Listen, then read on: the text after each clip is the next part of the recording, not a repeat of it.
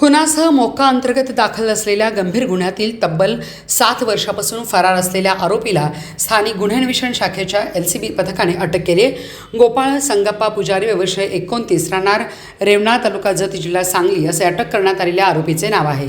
Police अधीक्षक तुषार दोशी आणि अपर police अधीक्षक कल्पना बारावकर यांनी फरार आणि पाहिजे आरोपींचा शोध घेण्याचे आदेश दिले होते।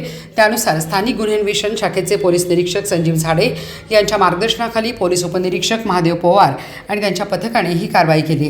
पथकातील police head constable Ranjit Jadhav आणि पोलीस कॉन्स्टेबल अभिजित माळकर यांना गोपनीय माहितीदारामार्फत माहिती मिळाली की विश्रामबाग पोलीस ठाण्यातील गुन्ह्यात फरार आरोपी गोपाळ पुजारी हा आष्टा शहरात येणार आहे। या माहितीच्या आधारे पोलिसांनी आष्टा एसटी स्टँड परिसरात सापळा रचला। संशयित हालचाली करणाऱ्या व्यक्तीची चौकशी केली असता तोच गोपाळ पुजारी असल्याची खात्री झाली। त्याला ताब्यात घेऊन पुढील कारवाईसाठी विश्रामबाग पोलीस ठाण्याच्या स्वाधीन करण्यात आले।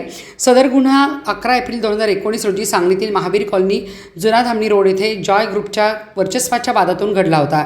या घटनेत महेश नाईक याचा चाकूने खून करण्यात आला होता, तर गणेश बबलादी याच्यावरही प्राणघातक हल्ला करून त्याला जखमी करण्यात आले होते।